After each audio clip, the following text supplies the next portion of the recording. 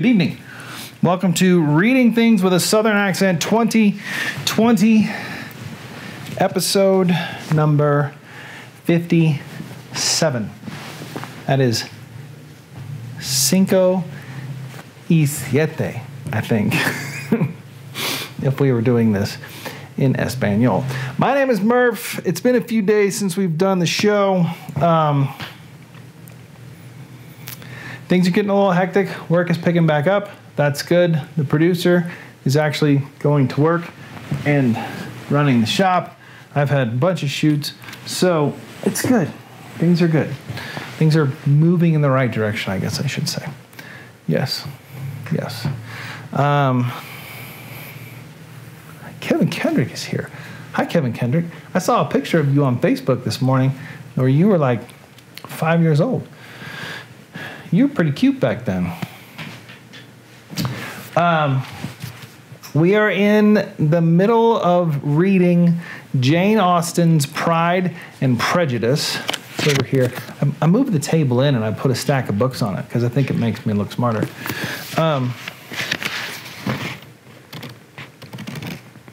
Okay, I see what we're doing here. In the middle of Pride and Prejudice by Miss or Mrs. Jane Austen. Where are we going to? Okay, thank you. Pride and Prejudice. First of all, Jane Austen, born in 1775, died in July of 1817.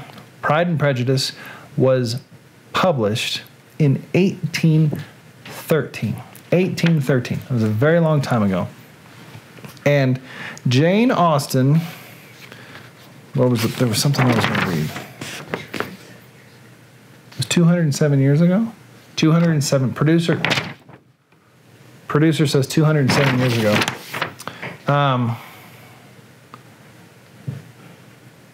There was something I really liked about this, but I can't remember where it is. Jane Austen's works. So her works critique the novels of sensibility of the second half of the 18th century and are part of the transition to 19th century literary realism. Her use of biting irony along with her realism, humor, and social commentary have long earned her acclaim among critics, scholars, and popular audiences alike. My mother and my wife, my mother and the producer are among those who are fans. Kara Scholzer. Hi, Kara. How's Michigan? How's Grosse Pointe? We should come visit you up there and go get a coney.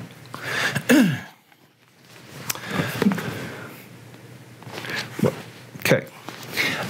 So we find ourselves, now I have no idea what I'm reading. The producer has picked the selection. It's more fun this way. We find ourselves in chapter, what? 50? 50. Chapter 50.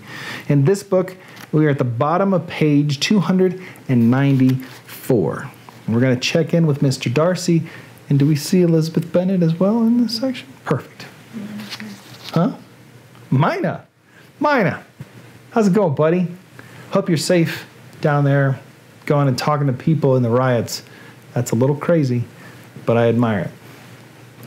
Jane Austen, because Reading Things with a Southern Accent was created for the sole purpose of distracting us from things that are taking up too much headspace, too much of our time, too much of our obsessions and our anxieties.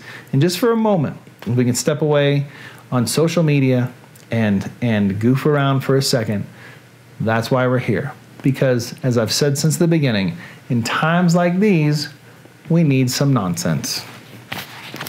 Here we go.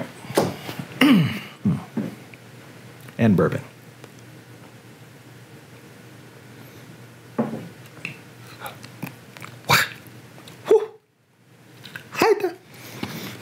That's the high proof Breckenridge stuff. It's great. Laura Blackstone. Here we go. Elizabeth was now most heartily sorry that she had, from the distress of the moment, been led to make Mr. Darcy acquainted with their fears for her sister, for since her marriage would so shortly give the proper terminations to the elopement. My mouth really starts to water after drinking that. Excuse me. Woo! Where was I? Proper termination to the elopement, they might hope to conceal its unfavorable beginning from all those who were not immediately on the spot. Reading is hard sometimes. She had no fear of its spreading farther through his means.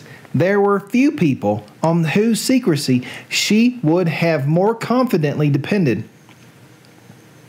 But at the same time, there was no one whose knowledge of a sister's frailty would have mortified her so much. Not, however, from any fear of disadvantage from it individually to herself, for at any rate, there seemed a gulf impossible between them. Does any of that paragraph make sense to you? Okay. All right. Had Lydia's marriage been concluded on the most honorable terms, it was not to be supposed that Mr. Darcy would connect himself with a family whereto every other objection would now be added, an alliance and relationship of the nearest kind with the man whom he so justly scorned. From such a connection, she could not wonder that he should shrink. The wish of procuring her regard, which she had assured herself of his feeling in Derbyshire, could not in rational expectation survive such a blow as this. She was humbled. She was grieved. She repented, though she hardly knew of what. She became jealous of his esteem when she could no longer hope to be benefited by it. She wanted to hear of them. When there seemed the least chance of gaining intelligence. Oh my gosh. I'm going to read that again. She wanted...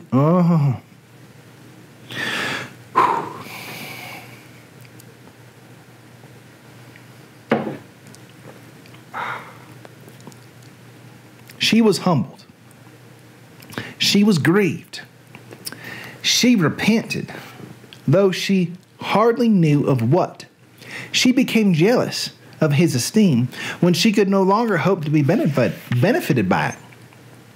She wanted to hear of him when there seemed the least chance of gaining intelligence.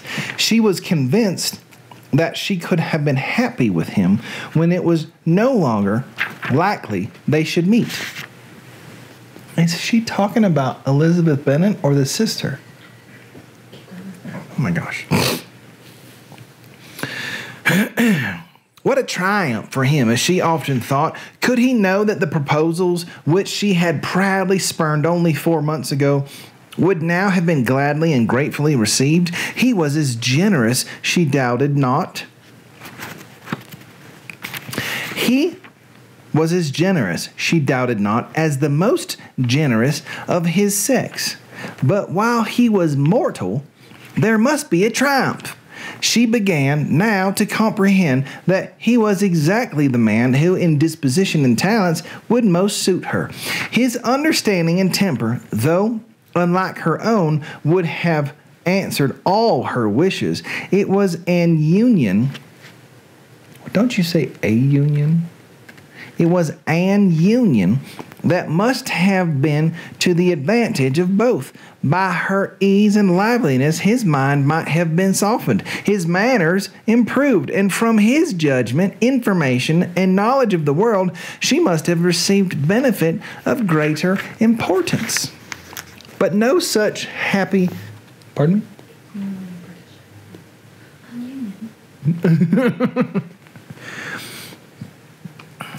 But no such happy marriage could now teach the admiring multitude what a connubial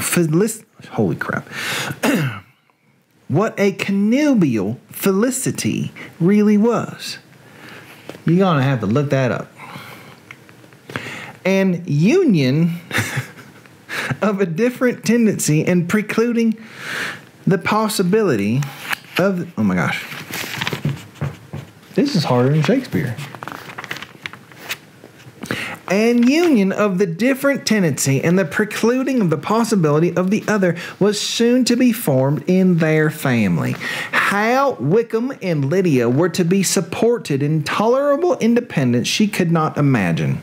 But how little of permanent happiness could belong to a couple who were only brought together because their passions were stronger than their virtue, she could easily conjecture.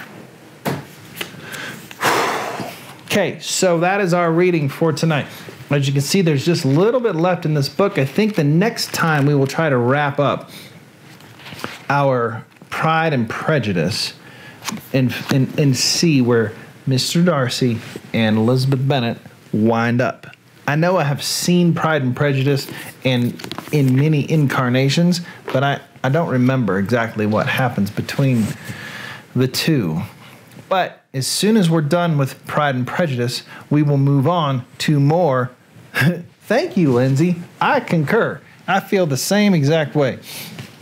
We are going to move on to Emma, which this is a very lovely bound version of the book with leather and some embossing. Well, they're descriptive words. A woman to marry. Wait. A woman is not to marry a man merely because she is asked. Amen. Amen, sister. One half of the world cannot understand the pleasures of the other.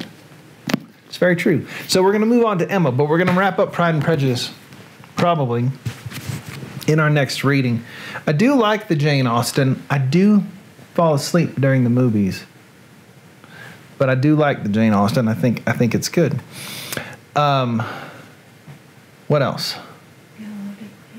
A lot of people are here. Let me look this up. Oh my goodness. Leanne Dimitri. So we got North Carolina. Lindsay's a local. Kevin is in Florida. Andrew's in California. Jim is 2 houses down. Shane McEachern is in Philadelphia, my favorite town on the planet. Aunt Carmen.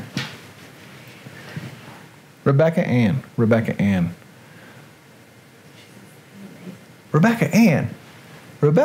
is my birthday twin. She's born on July 20th. She lived in Delaware. We used to work together at Fox 29 in Philadelphia. So that's going to wrap it up for tonight. Will we do it tomorrow? Let's do Thursday. Let's skip tomorrow. We'll do Thursday because you're not working Thursday. Right? Not at the office, but in the garden. Right. So we're going to skip tomorrow. This is what I said would happen once work started to pick back up. And trust me, it has. We can't do this every night Thursday I got to shoot all day. We'll figure that out. I have a shoot on Thursday. I might be able to reset this up by the time 6 o'clock rolls around. Huh? All right, stay tuned. We'll figure this out. We might do it tomorrow. The producer's telling me she can get here by 6 o'clock. We'll figure it out. Thank you for tuning in. I'm really happy to see you all here. The world is crazy right now. And everyone, I just encourage you to take a step back from the crazy, exhale, and figure out how you can help care for people. COVID, riots, whatever. I think if we all just try to figure out how to help care for people. What? Not riots. It's Injustice. But the craziness is happening because of the injustice. I'm not the smartest political person. That's why I don't make political statements. But I'm just saying, care for people. Love people. Call your friends. And as always, reading things with a southern accent, thank you for watching. And wash your hands. Good night.